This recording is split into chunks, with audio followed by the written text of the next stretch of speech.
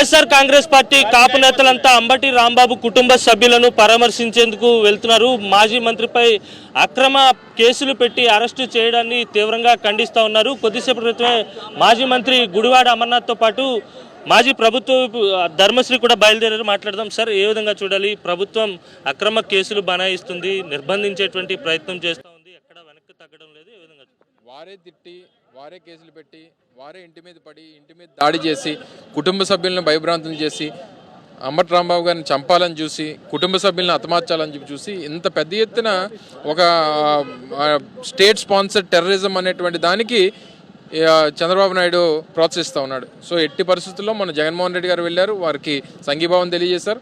ఒక జగన్మోహన్ రెడ్డి గారితో పాటు రాష్ట్రంలో ఉన్నటువంటి వైఎస్ఆర్ కాంగ్రెస్ పార్టీ శ్రేణులంతా కూడా మీకు తోడుగా ఉన్నారనేటువంటి ఒక మెసేజ్ ఇవ్వాలనేటువంటి ఉద్దేశంతో ఈరోజు ఈ చలో గుంటూరు కార్యక్రమాన్ని టేకప్ చేస్తూ ఉన్నాం. సో డెఫినెట్గా అందరం కూడా వెళ్తాం, కుటుంబానికి సంఘీభావం తెలియజేస్తాం. వారికే కాదు, రాష్ట్రంలో ఉన్నటువంటి వైఎస్ఆర్ కాంగ్రెస్ పార్టీ కార్యకర్తకి ఎవరికి ఇబ్బంది కలిగినా ఇదే రకంగా ఉంటుంది అనేటువంటి ఒక మెసేజ్ ఇవ్వడానికి ఈ కార్యక్రమం చేపట్టడం జరిగింది. చెప్పండి, ముఖ్యంగా కాపు నేతల్ని టార్గెట్ చేసే విధంగా ప్రభుత్వం వ్యవహరిస్తుంది, ఏ విధంగా? తెలుగుదేశం మొదటి నుంచి కూడా కాపులకు వ్యతిరేకంగా, కాపులు అణగదొక్కాలనే కార్యక్రమంలో భాగంగా ఎప్పుడు కూడా తెలుగుదేశం పుట్టిన కాంచి ఆ విధంగా చేస్తుంది. రంగా హత్య కానీ, లేదంటే ముద్రగడ పద్మనాభాన్ని 2014, 2019 వరకు కూడా హత్యా ప్రయత్నం చేయడం కానీ, ఈరోజు అంబటి రాంబాబుని వాయిస్ వినిపిస్తున్నటువంటి వాళ్ళందరినీ కూడా జైల్లో వేయడం కానీ, ఇలాంటివన్నీ కూడా కాపుల పట్ల అక్కస్తో చేస్తుంది. కాబట్టి కాపులందరూ కూడా ఏకతాటిపై పెద్ద ఎత్తున విశాఖ జిల్లా నుంచి పెద్ద ఎత్తున సుమారు 300 కారుల్లో ఆయనకి, అంబటికి కుటుంబానికి అండగా ఉండడం కోసమే మేము అందరం కూడా శాంతియుతంగా బయలుదేరడం జరుగుతుంది.